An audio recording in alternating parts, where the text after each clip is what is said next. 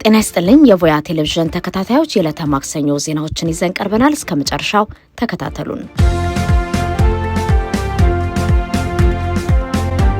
ህወሓት በትግራይ ውስጥ የግዳጅ ወታደራዊ ምልመላ መጀመሩን አንድ ጥናት አመላከተ።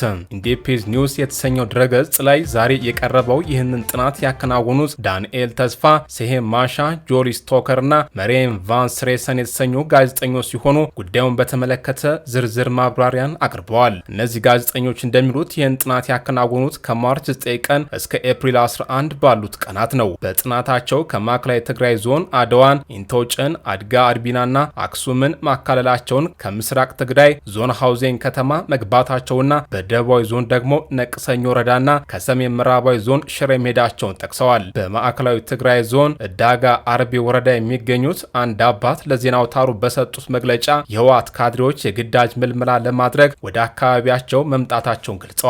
ሲናገሩ ማህበረሰቡን ለመቀስቀስ የህወሓት ካድሬዎች መጥተው ነበር፣ ነገር ግን ልጆቻችንን ለጦርነት አንልክም ብለን ጥያቄያቸውን ውድቅ አድርገናል ብለዋል። እኛ አባስ ጨምረውም እንደገለጹት ልጆቻቸውን እንዲያዋጡ ለመቀስቀስ የተጠራው ስብሰባ በተቃውሞ ከተበተነ በኋላ የህወሓት ካድሬዎች ፖሊስና ታጣቂ ኃይል አሰማርተው እድሜያቸው ከ15 ዓመት በላይ የሆኑትን መዝግበዋል። እሳቸው ግን ይሰሩኝ እንጂ ከዚህ በኋላ ልጆችን ለጦርነት አልሰጥም በማለት ተናግረዋል። የ17ና የ15 እድሜ ያላቸው እኛ አባት ልጆቻቸውን ከትምህርት ቤት ማስቀረት ባይችሉም በትምህርት ቤቶች ውስጥ የግዳጅ ምልመላ መኖሩ ስጋት እንዳሳደረባቸው አስታውቀዋል። በሐፋሮም ወረዳ ነዋሪ የሆኑት አቶ አረፈ ወልዳይ በበኩላቸው እድሜው ከ15 ዓመት በላይ የሆኑትን ልጆች መዝግበው ሄደዋል፣ እየተመለከትን ያለነው የጦርነት ምልክት ነው ያሉ ሲሆን የወረዳው ማህበረሰብ በግዳጅ እህል፣ ጥሬ ገንዘብና ምግብ እንዲያዋጣ እየተደረገ መሆኑን አስረድተዋል። ጨምሮም እያንዳንዱ ነዋሪ 25 ኪሎ እህል፣ 500 ብር ምስርና እንቁላል እንዲያቀርብ ትዕዛዝ ተሰጥቶታል። በትግራይ ጦርነት ወቅት ለሞቱት ልጆቻችን እያዘንን እንዴት ሌላ ዙር ጦርነት ልንቋቋም እንችላለን የሚል ጥያቄም አንስተዋል። አቅም ያላቸው የወረዳው ነዋሪዎች ልጆቻቸውን ወደ አዲስ አበባ መላካቸውን ገልጸው እሳቸው ግን ይህን ለማድረግ የሚያስችል ገንዘብ እንደሌላቸው አስረድተዋል። በአክሱም የሚገኙት የቀድሞ የቲዲኤፍ አባል አቶ መስፍን ሀደረ በበኩላቸው የተሰናበቱ ታጣቂዎች በስልታዊ ዘዴ የመመለስ ጥረት እየተደረገ መሆኑን ገልጸዋል። አቶ መስፍን ጦርነቱ እንዳበቃ በዲዲአር ከተሰናበቱት መካከል አንዱ ቢሆኑም የቀድሞ ወታደራዊ ክፍል አግኝቶ አናግሮኛል፣ ሌሎች እንደኔ የተሰናበቱም የስልክ ጥሪ ደርሷቸዋል ብለዋል። እንደገለጹትም የጥሪ የሚደረገው በማማለልና በማስፈራራትም ጭምር ነው። ሲናገሩም ወደ ጦር ኃይሉ ለሚመለሱ መሬት እንደሚሰጡና የስራ ዕድል እንደሚፈጥሩ እየተናገሩ ይገኛሉ። ለዚህ ፍቃደኛ ያልሆኑትን ደግሞ ከሃዲ የሚል ስም እየሰጧቸው ነው ያሉት አቶ መስፍን የቀድሞ የቲዲኤፍ አባላት ጋር ወታደራዊ አዛዦችና የሕክምና ባለሙያዎች እየተላኩ መሆኑን ገልጸዋል። ዘገባው እንዳለው በደቡባዊ ዞን ነቅሳጌ ወረዳ የቀድሞ የቲዲኤፍ አባላት ወደ ነበሩበት ወታደራዊ ክፍሎች እንዲቀላቀሉ የሚጠይቅ ማስታወቂያ ተለጥፏል። የማስታወቂያም በትግራይ ህዝብ ላይ የታወጀውን የጄኖሳይድ ጦርነት ተቃውማችሁ የታገላችሁ በሙሉ በሚል የሚጀምር ሲሆን ለጦርነት ዝግጁ የሆኑ እንዲመለሱ የሚገልጽ መሆኑን አሳይቷል። እንዲህ አይነት ማስታወቂያዎችን በሌሎች ወረዳዎች መመልከቱን አስረድቷል። የትግራይ ማዕከላዊ ዞን የህወሓት ጽሕፈት ቤት ለአድዋ ወረዳ ትምህርት ቤት በጻፈው ደብዳቤ ደግሞ የመንግስት ሰራተኛ የሆኑ የቀድሞ ተዋጊዎች ወደ ወታደራዊ ክፍሎቻቸው እንደሚመለሱ የሚል ትዕዛዝ መያዙን ገልጿል።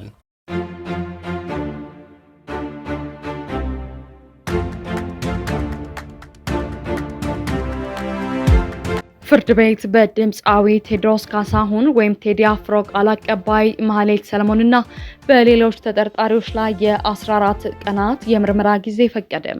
የተወዳጁ ድምፃዊ ቴዎድሮስ ካሳሁን ወይም ቴዲ አፍሮ የረጅም ጊዜ ወዳጅና ቃል አቀባይ ማህሌት ሰለሞን እንዲሁም ሌሎች አብሯቸው ያሉ ሰዎች አርብ ዕለት ፍርድ ቤት ቀርበው ተጨማሪ የ14 ቀናት የምርመራ ጊዜ ተፈቅዶባቸዋል።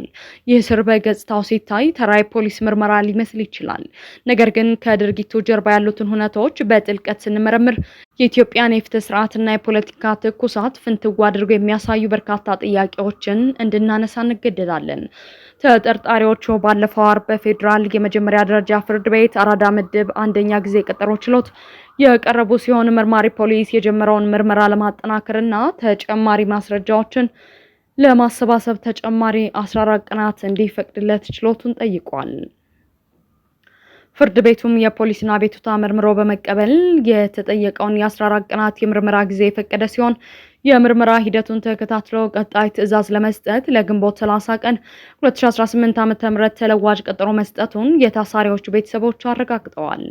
በመጀመሪያ ደረጃ የፌዴራል ፖሊስ በአርቲስት ቴዲ አፍሮ ላይ ምንም አይነት የወንጀል ምርመራ የለኝ ብሎ በይፋ መግለጫ መስጠት ለምን አስፈለገው የሚለው አብይ ጥያቄ ነው። እጅግ አሳሳቢ ጉዳይ ፖሊስ የጠየቀው የ14 ቀናት ተጨማሪ የምርመራ ጊዜና የፍርድ ቤቱ ፈቃድ ነው።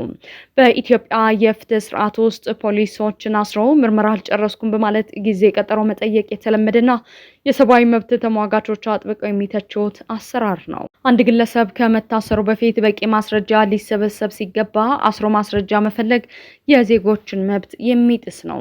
ማህሌት ሰለሞንና አብሯት የታሰሩ ሰዎች የሀገር ደህንነትን የሚፈታተን ምን አይነቱ ስብስብ ወንጀል ሰርተው ነው ፖሊስ በእነዚህ ሁሉ ቀናት ማስረጃ ማቅረብ አቅቶት ተጨማሪ 14 ቀናት የጠየቀው?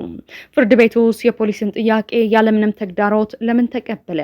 ይህ አካሄድ በኢትዮጵያ ፍርድ ቤቶች የፖሊስን ጥያቄ ከማጽደቅ ባለፈ የዜጎችን የዋስትና መብት ለማስከበር ያላቸውን ነጻነት ጥያቄ ውስጥ ይከተዋል።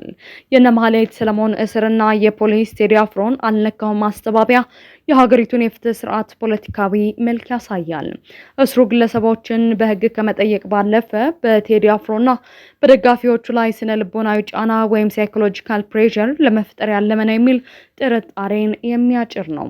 የፍትህ ስርዓቱ በእውነት ገለልተኛ ከሆነ ፖሊስ ማስረጃውን አጠናቆ ክስ መመስረት እንጂ ግለሰቦችን በስር እያንገላታ ማህበራዊ ትኩሳትን በቃላት ለማብረድ መሞከር የለበትም። በሌላ በኩል ከነዚህ ግለሰቦች መታሰር ጋር ተያይዘው በድምፃዊ ቴዎድሮስ ካሳሁን ዙሪያ በተለያዩ አቅጣጫዎች ሲነሱ የነበሩ ስጋቶችና መረጃዎችን በተመለከተ አርቲስቱ በአሁኑ ሰዓት በመኖሪያ ቤቱ በሰላም እንደሚገኝ ለማወቅ ተችሏል።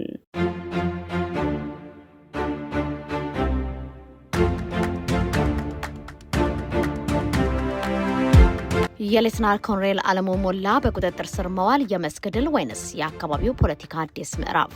በሰሜን ወሎ ዞን ጊሪና አካባቢ በተከናወነ የተቀናጀ ወታደራዊ ኦፕሬሽን በአካባቢው የሚንቀሳቀሰው የታጣቂ ቡድን ቁልፍ አመራር የነበሩት ሌተናል ኮሎኔል አለሙ ሞላ በሰራዊቱ ቁጥጥር ስር መዋላቸው ተረጋግጧል። ይህ ክስተት በመንግስት መከላከያ ሰራዊት በኩል እንደ ትልቅ ወታደራዊ ስኬት ቢወሰድም በአካባቢው ካለው የጸጥታ ሁኔታና ከታጣቂ ቡድን ባህሪ አንጻር ሲታይ በርካታ ሊተነተኑ የሚገባቸው ነጥቦች ያነሳል። የ11ኛው ዕዝ ምክትል አዛዥ ሜጀር ጀነራል ዘውዱ ሰጣርጌና የክፍለ ጦር አዛዡ ሌተናል ኮሎኔል ፍቃዱ ደበላ እንደገለጹት ግለሰቡን በቁጥጥር ስር ለማዋል ረጅም ጊዜ የፈጀ ጥረትና ክትትል ተደርጓል።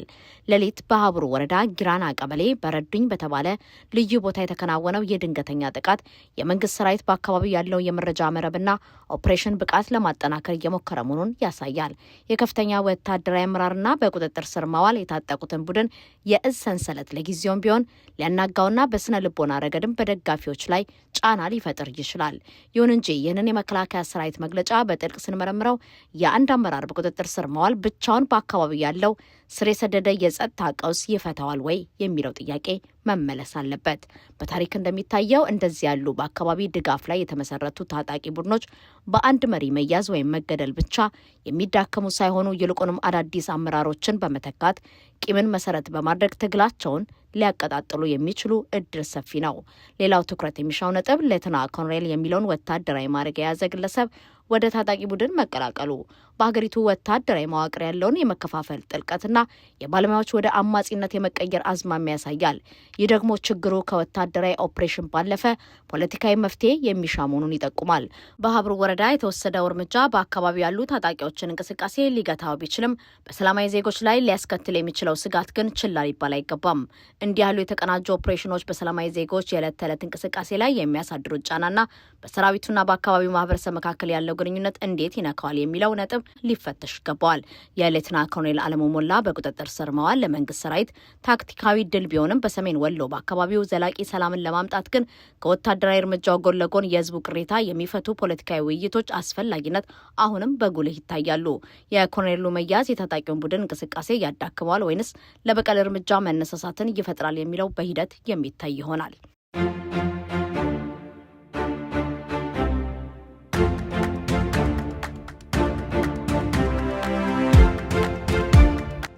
የትግራይ ፖለቲካ አዙሪት፣ የህወሓት አዲሱ እርምጃ፣ የፕሪቶሪያው ስምምነት ስጋትና ሊፈጠሩ የሚችሉ ክስተቶች። ጠቅላይ ሚኒስትር አብይ አህመድ ከ2 ሳምንታት በፊት የትግራይ ጊዜያዊ አስተዳደር ፕሬዝዳንት የሆኑትን የሌተናል ጄኔራል ታደሰ ወረደን የስልጣን ዘመን ለአንድ ተጨማሪ ዓመት ማራዘማቸው ተከትሎ የትግራይ ፖለቲካ ወደ አዲስና አደገኛ ምዕራፍ ተሸጋግሯል። ህዝባዊ ወያነ ሓርነት ትግራይ ህወሓት ይህንን የጠቅላይ ሚኒስትሩን ሹመት እንደማይቀበለው በማሳወቅ ከጦርነቱ በፊት የነበረውን የክልሉ መንግስታዊ መዋቅር ዳግም ወደ ስልጣን ለመመለስ ቆርጦ መነሳቱን ይፋ አድርጓል። ይህን ተከትሎም ድርጅቱ ባለፉት 10 ቀናት ውስጥ ከስራ አስፈጻሚ ኮሚቴ ጀምሮ በማዕከላዊ ኮሚቴ፣ በዞን፣ በወረዳና በከተማ ምክር ቤቶች ሰፋፊ ስብሰባዎችን ሲያካሂድ ሰንብቷል። ከተለያዩ ምንጮች የተገኙ መረጃዎች እንደሚያመላክቱት የህወሓት አመራሮች በየደረጃው ያሉ ካድሬዎችን፣ የቀድሞ ሚሊሻዎችን፣ በጡረታ የተሰናበቱ ወታደሮችን እንዲሁም የአርሶ አደሮች የሴቶችና የወጣቶች ማህበራትን በመሰብሰብ በአዲሱ የፖለቲካ ውሳኔያቸው ዙሪያ ማብራሪያን ሰጥተዋል። በዚህም መሰረት በመጪው ሚያዝያ 23 ቀን 2018 የክልሉ ምክር ቤት አስቸኳይ ስብሰባ በማካሄድ አዲስ ፕሬዝዳንት ለመምረጥ ዝግጅቱን አጠናቋል። ለአዲሱ የፕሬዝዳንትነት ወንበር የድርጅቱ ሊቀመንበር ዶክተር ደብረጽዮን ገብረ ሚካኤል፣ የጊዜ አስተዳደሩ ምክትል ፕሬዝዳንት አቶ አማኑኤል አሰፋ ወይም በፕሪቶሪያው የሰላም ስምምነት ወቅት ቁልፍ ተደራዳሪ የነበሩት ዶክተር ፍስሐ ሀብተጽዮን ሊመረጡ እንደሚችሉ የውስጥ አዋቂዎች ይገምታሉ። ይህ የህወሓት እርምጃ ጊዜ አስተዳደሩን ሙሉ በሙሉ አፍርሶ በቀድሞ መንግስት የመተካት ትልቅ እቅድ አካል ነው። አዲሱ መንግስት ሙሉ በሙሉ ወደ ስራ እስኪገባ ድረስም ክልሉ በኮማንድ ፖስት እንዲመራ መታቀዱ ተሰምቷል። በሽግግሩ ወቅትም የጊዜ አስተዳደሩ ፕሬዝዳንት የሚሰጧቸው መመሪያዎች ተቀባይነት እንዳይኖራቸው ቢወሰንም ህዝባዊ አገልግሎት ሰጪ ተቋማት ግን መደበኛ ስራቸውን እንዲቀጥሉ መመሪያ ተላልፏል። ከዚህም የከፋው ሌላኛው እርምጃ ድርጅቱ ከፌዴራል መንግስቱ ጋር የገባበትን ውጥረት ተከትሎ ትጥቅ ፈተው የነበሩ የቀድሞ የትግራይ ተዋጊዎች ወደ የምድባቸው እንዲመለሱ ጥሪ መደረጉ ነው። በአሁኑ ሰዓት በርካታ ተዋጊዎች ወደ ካምፕ የተመለሱ ሲሆን የትግራይ ተዋጊ ኃይሎች ባለፉት 6 ወራት የታችኛውን እርከን ያማከለ መዋቅራዊ ለውጥና የከፍተኛ ወታደራዊ አመራሮች ሽግሽግ በማድረግ አዲስ የእዝ ሰንሰለት ዘርግቷል። የጊዜ አስተዳደሩ ፕሬዝዳንት ሌተናል ጄኔራል ታደሰ ወረደ ይህን የህወሓት እንቅስቃሴ አጥብቀው በመቃወም ድርጊቱ አደገኛ መዘዝ ያመጣል ሲሉ ቢያስጠነቅቁም የፌዴራል መንግስት እስካሁን በይፋ የሰጠው ምላሽ የለም። ህወሓት የወሰደው ይህ የአንድዮሽ እርምጃ የፕሪቶሪያው የሰላም ስምምነት በመሰረቱ የሚልና ኢትዮጵያን ዳግም ወደ ለየለት የእርስ በርስ ጦርነት ሊመልስ የሚችል ከባድ ታሪካዊ ስህተት ነው። ይህ ክስተት 3 አደገኛ ሊሆኑ የሚችሉ የታሪክ ትዕይንቶችን በውስጡ አዝሏል። የመጀመሪያውና እጅግ አሳሳቢው ጉዳይ በትግራይ የፖለቲካና ወታደራዊ ሊቃን መካከል የተፈጠረው የእርስ በርስ መከፋፈል ሊያመጣ የሚችለው ደም ማፋሰስ ነው። የህወሓት የፖለቲካ አመራሮች የመቀሌው ቡድንና በሌተናል ጄኔራል ታደሰ ወረደ እንዲሁም በአቶ ጌታቸው ረዳ የሚመራው የጊዜ አስተዳደሩ አካል ሙሉ በሙሉ ተቃርነዋል። ይህ ሁኔታ የደቡብ ሱዳን መራር ታሪክን ያስታውሳል። እንደ አውሮፓውያን አቆጣጠር በ2013 በደቡብ ሱዳን ነጻ አውጪ ንቅናቄ ውስጥ በፕሬዝዳንት ሳልቫኪርና በምክትላቸው ሪክ ማቻል መካከል የተፈጠረው የፖለቲካ ሽኩቻ የትላንት የትግል አጋሮችን ወደማይጠፋ የእርስ በርስ ጦርነት አስገብቶ አፍራርሷታል። በትግራይም ትክክለኛው ህወሓት ማን ነው የሚለው ፖለቲካዊ ሽኩቻ በሰራዊት ውስጥ መከፋፈልን ከፈጠረ ክልሉ እጅግ አውዳሚ ወደሆነ የእርስ በርስ ግጭት ሊያስገባው ይችላል። ሁለተኛው አንድምታ የትጥቅ ማስፈታት ጦርን የመበተንና ወደ ህብረተሰቡ የመቀላቀል ሂደት ሙሉ በሙሉ መክሸፍ ነው። ህወሓት የቀድሞ ተዋጊዎችን ወደ ካምፕ መጥራቱና ወታደራዊ መዋቅሩን ማደሱ ለጦርነቱ እየተዘጋጀ መሆኑን ያሳያል። ይህ ሁኔታ በኮሎምቢያ ከተከሰተው ታሪክ ጋር በእጅጉ ይመሳሰላል። በ2016 የኮሎምቢያ መንግስት ከፋርክ አማጽያን ጋር ታሪካዊ የሰላም ስምምነት ቢፈራረምም በስምምነቱ ያረኩትና የፖለቲካ ጥያቄዎችን አልተመለሰም ያሉት የፋርክ አፈንጋጭ ቡድኖች ዳግም ወደ ጫካ በመመለስ ትጥቅ ማንሳታቸው የሰላም ስምምነቱ ክፉኛ ተፈትነዋል። የህወሓት እርምጃም የፕሪቶሪያውን ስምምነት ውጤት አልባ ከማድረጉን ባሻገር የፌዴራል መንግስቱና አጎራባች ክልሎች በተለይም አማራ ክልልና ኤርትራ ይህን እንቅስቃሴ እንደ ቀጥተኛ የህልውና ስጋት ወስደው ዳግም ወደ ወታደራዊ ፍጥጫ እንዲገቡ ያስገድዳቸዋል። ሶስተኛውና የመጨረሻው ጉዳይ የፌዴራል መንግስቱ ሊወስድ የሚችለው ምላሽ ነው። አዲስ አበባ እስካሁን ዝምታን ብትመርጥም አንድ ክልል በራሱ ፍላጎት ህገ መንግስታዊና የሰላም ስምምነት ማዕቀፎችን ጥሶ ትይዩ መንግስት ሲመሰርትና ጦር ሲያደራጅ ፌዴራል መንግስቱ ዘም ብሎ ሊመለከት አይችልም። እንደ አውሮፓውያን አቆጣጠር በ2017 የኢራቅ ኩርዲስታን ክልላዊ መንግስት ማዕከላዊ የባግዳድ መንግስት በመቃወም የአንድዮሽ የነጻነት ህዝብ ውሳኔ ሲያካሄድ የኢራቅ ማዕከላዊ መንግስት በወሰደው ፈጣን ወታደራዊ እርምጃ ኩርዶች በቁጥጥራቸው ስር የነበሩትን እንደ ኪርኩክ ያሉ ነዳጅ አምራቾችና ስትራቴጂካዊ ከተሞችን ባንዴ እንዲያጡ አድርጓቸዋል። የኢትዮጵያ ፌዴራል መንግስትም ይህንን የህወሓት እርምጃ እንደ ማመጽ ወስዶ በይፋዊ መግለጫ ውድቅ ከማድረግ አልፎ የፌዴራል በጀትን በመዝጋት በመግባት አሊያም ወታደራዊ እርምጃን በመውሰድ ትግራይን ዳግም ወደ ጨለማና መገለል ሊመልስ የሚችልበት ሰፊ ዕድል አለ። በአጠቃላይ የህወሓት ውሳኔ የትግራይ ህዝብ ስቃይ የሚያራዝምና የመላው ኢትዮጵያን አንጻራዊ ሰላም ገደል አፋፍ ላይ የሚያቆም አደገኛ የፖለቲካ ቁማር ነው።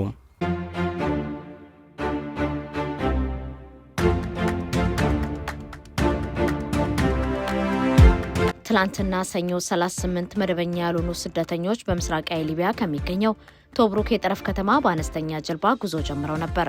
አቅጣጫቸውን ወደ ሰሜን አድርገው በሜዲትራኒያን ባህር ተሻግረው አውሮፓ የመግባት ህልም ሰንቀው እየተጓዙም ነበር። ይሁንና ህልማቸው እውን ሊሆን አልቻለም። ባህሩ መሃል ላይ ጀልባው በመገላበጧ የተነሳ ሁሉም ህይወታቸው አልፏል። የሊቢያ ጠቅላይ አቃቤ ህግ ጽሕፈት ቤት እንደገለጸው ሟቾቹ የኢትዮጵያ፣ የግብጽና የሱዳን ዜግነት ያላቸው ናቸው። አቃቤ ህግን ህገወጥ ጉዞ ያስተባበሩ ሰዎች ላይ ጥልቅ ምርመራ ማድረግ መጀመሩን ገልጾ መርዶ ለመንገር የሟች ቤተሰቦችን እያፈላለገ መሆኑን አስታውቋል።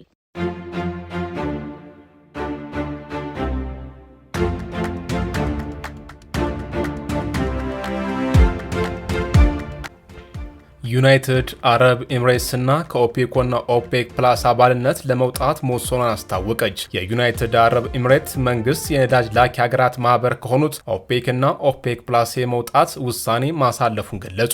በዚህ መሰረት ውሳኔያቸው ከፊታችን አርብ ሜ 1 ቀን 2026 አንስቶ ተግባራዊ እንደሚሆን ይፋ አድርጓል። ይህን ውሳኔ ያሳለፈው አሁን ያለውና ወደፊት የሚመጣውን የሀገሪቱን የማምረት አቅምና ፖሊሲውን ከገመገመ በኋላ መሆኑን አስረድቷል። እንዲሁም በሀገሪቱ ውስጥ ያለው ፈጣን የኃይል ምርት ኢንቨስትመንትን ጨምሮ የረጅም ጊዜ ስትራቴጂካዊና ኢኮኖሚያዊ ራዕይ የሚያንጸባርቅ ውሳኔ መሆኑን ገልጿል። የዩናይትድ አረብ ኤምሬት መንግስት ከሁለት ድርጅቶች ቢወጣም ለድርጅቶቹ ያለውን አድናቆት ገልጿል። በመግለጫውም የኦፔክና ኦፔክ ፕላስ አባል ሀገራት ለምታደርጉት ጥረት ትልቅ አድናቆት አለን። እኛም የእነዚህ ድርጅቶች አባል በነበርንበት ወቅት ለሁላችንም የሚጠቅም አስተዋጽኦ ስናደርግ ቆይተናል ካለ በኋላ ከዚህ በኋላ ለሀገር ውስጥ ብሔራዊ ፍላጎት ቅድሚያ እንደሚሰጥ አስታውቋል። አቡዳቢ የኦፔክ አባል የሆነችው በ1967 ሲሆን ይህም ዩናይትድ አረብ ኤምሬት ከመመስረቷ ከ1971 አስቀድሞ ነበር። ይሁንና ለ10 ዓመታት ያህል የዘለቀውን ይህን የስምምነት ውል ዛሬ መቅደዷን አስታውቃለች።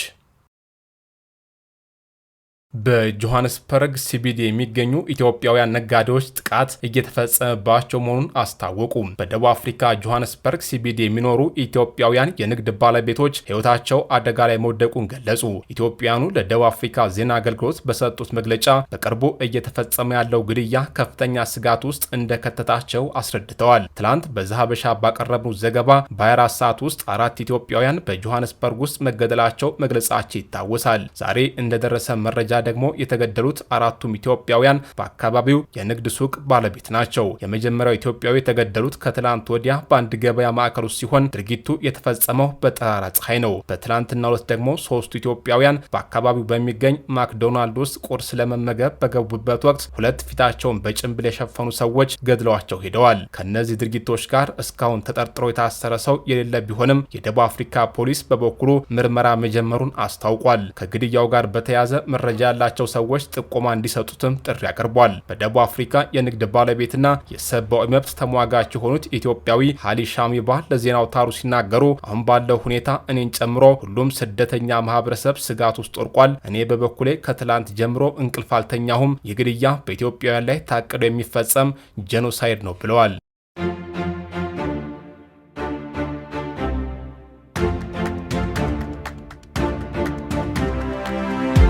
አሜሪካ የኒውክሌር ጉዳይን ወደ ጎን ትቶ የሆርሙዝን ባህረ ሰላጤ ለመክፈት የቀረበውን የኢራን ሐሳብ ውድቅ አደረገች። የነዳጅ ዋጋ ዳግም አሻቅቧል። አሜሪካ ጦርነቱን ለማቆምና የሆርሙዝን ባህረ ሰላጤ ዳግም ለመክፈት የሚያስችለውን ነገር ግን የኢራንን የኒውክሌር ፕሮግራም አወዛጋቢ ጉዳይ ወደ ጎን የሚያደርገውን አዲሱን የቴህራን የድርድር ሐሳብ እንደማትቀበለው ፍንጭ ሰጠች። የውጭ ጉዳይ ሚኒስትሩ ማርኮ ሩቢዮ ሰኞ ምሽት እንደገለጹት ይህ አዲሱ የኢራን ሐሳብ ከቀድሞዎቹ የተሻለ ቢመስልም ፕሬዚዳንት ዶናልድ ትራምፕና የብሔራዊ ደህንነት ቡድናቸው ከተወያዩበት በኋላ ዋሽንግተን የባህር ላይ እገዳዋን አንስታ ሐሳቡን ለመቀበል ፈቃደኛ እንደማትሆን በግልጽ አሳይተዋል። ይህንን አሉታዊ መረጃ ተከትሎ የዓለም የነዳጅ ዋጋ ዳግም ማሻቀብ ጀምሯል። ማክሰኞ ማለዳ ላይ በአሜሪካ የነዳጅ ማደያዎች የ1 ጋሎን ቤንዚን አማካኝ ዋጋ $4.18 በመድረስ በጦርነት ወቅት ታይቶ የማያውቅ ከፍተኛ ደረጃ ላይ ደርሷል። ዓለም አቀፉ የብሬንት ድፍድፍ ነዳጅ ዋጋም እንዲሁ በአንድ በርሜል $111 በላይ በመሆን የ3 ሳምንት ከፍተኛውን ዋጋ አስመዝግቧል። የቀረበው የኢራን ሀሳብ በዋናነት የሚያተኩረው መዘጋቱ በዓለም ኢኮኖሚ ላይ ከፍተኛ መናወጥን የፈጠረውን የሆርሙዝን የንግድ መስመር ዳግም በመክፈትና አሜሪካና እስራኤል ከ2 ወራት በፊት የጀመሩትን ጦርነት በማስቆም ላይ ነው። ሆኖም አወዛጋቢውን የኒውክሌር ድርድር ለሌላ ጊዜ የሚያስተላልፍ መሆኑን ምንጮች አረጋግጠዋል።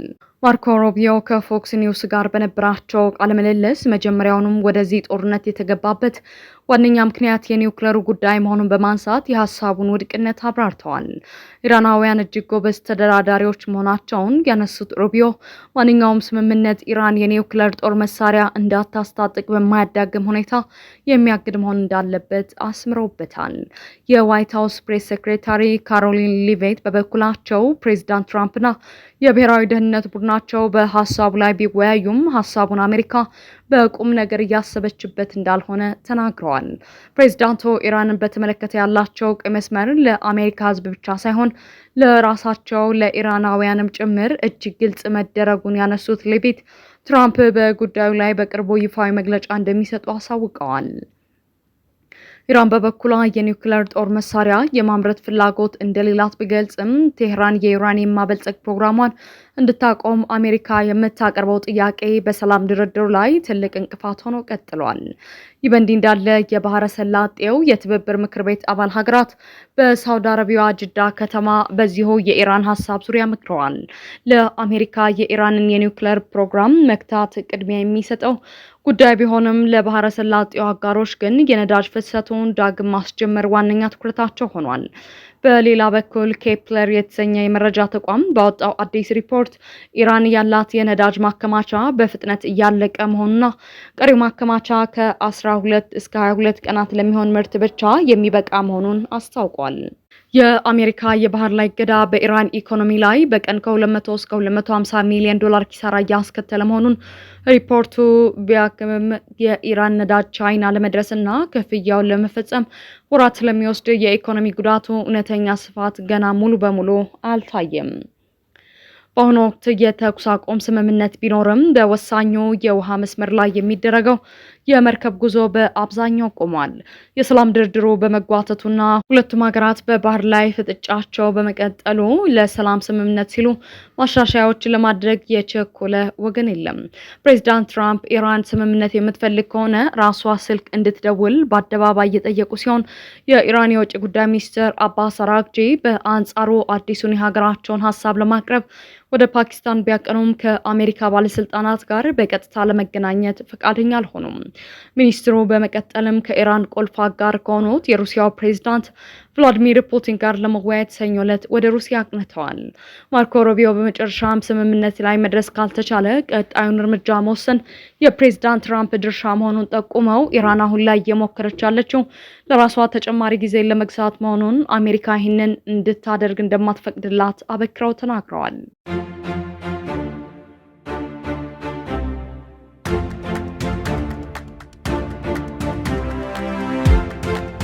እስራኤል የተሰረቀ እህል ከሩሲያ እየገዛች ነው ሲሉ ዘለንስኪ ገለጹ። የዩክሬኑ ፕሬዝዳንት ዘለንስኪ ዛሬ ባወጡት መግለጫ ሩሲያ በኃይል ከያዘቻቸው የዩክሬን ግዛቶች እህል እየሰበሰበች ለውጭ ገበያ እያቀረበች መሆኑን አስታውቀዋል። እነዚህን የተሰረቁ ያሏቸውን እህሎች እስራኤል እየገዛች መሆኑን የጠቀሱ ዘለንስኪ በአሁኑ ወቅትም ይህን እህል የጫነ መርከብ እስራኤል ወደ መድረሱን ገልጸዋል። ዩክሬን እንደዚህ አይነት ድርጊቶች እንዳይፈጸም አግባብነት ባለው የዲፕሎማሲ መስመር ግንኙነት እያደረገች መሆኑን አስታውቀዋል። ጨምረውም የአይነቱ ማጭበርበር የእስራኤል ሕግ ጭምር የሚጥስ ነው ያሉ ዘለንስኪ ይህን እህል በሚያጓጉዙ ግለሰቦችና ድርጅቶች ላይ ዩክሬን ማዕቀብ ለመጣል በዝግጅት ላይ እንደምትገኝ አስረድተዋል። ማዕቀቡ ከተጣለ በኋላ እስራኤል ይህን ታከብራለች የሚል ግምት እንዳላቸውም አስታውቀዋል። በመግለጫቸው ላይ ሲናገሩም እስራኤል ከእንዲህ አይነት የሁለትዮሽ ግንኙነታችን ከሚያበላሽ ድርጊት ትታቀባለች የሚል ተስፋ አለኝ ብለዋል።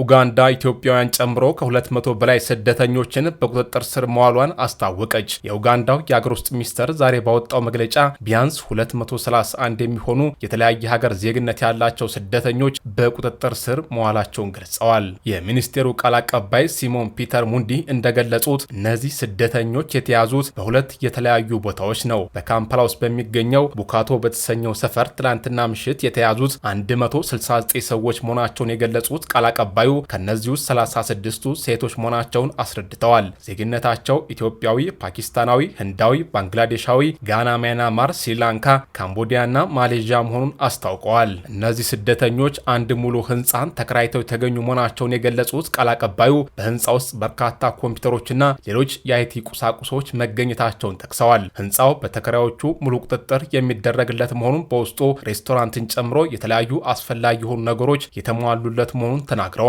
በመሆኑም ስደተኞቹ ወደ ውጭ መውጣትና መግባት የማይችሉበት ሁኔታ ተፈጥሮ እንደነበረም አስታውቀዋል። በሌላ በኩል የሀገሪቱ የስደተኞችና የዜግነት ቁጥጥር ዳይሬክቶሬት እንደገለጸው ደግሞ አጁማኒ በተሰኘው ሰፈር ትላንት 62 ናይጄሪያውያን በአንድ ህንፃ ውስጥ ተገኝተው በቁጥጥር ስር ውለዋል። የተያዙት 231 ስደተኞች በተደረገላቸው ጥያቄ እንደገለጹት ወደ ኡጋንዳ የተጓዙት በሌላ ሀገር ስራ እንደሚያገኙ ቃል ተገብቶላቸው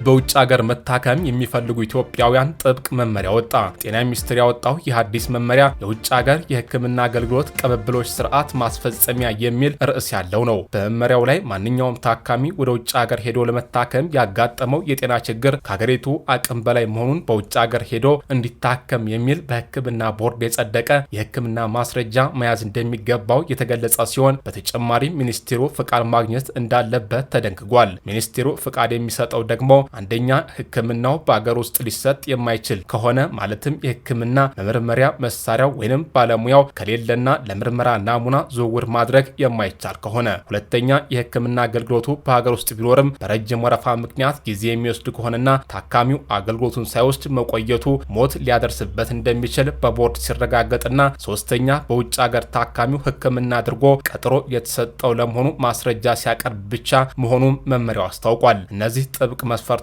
ካሟሉ በኋላ ታካሚው በባንክ አካውንት ውስጥ ቢያንስ 500,000 ማሳየት እንደሚገባው መመሪያው ያዛል። እንዲሁም ታካሚው ንቅለ ተከላ የሚያደርግ ከሆነ ደግሞ ቢያንስ 1 ሚሊዮን ብር በአካውንት ውስጥ እንዳለ የሚያሳይ ማስረጃ ማቅረብ እንዳለበት በመመሪያው ላይ ተቀምጧል።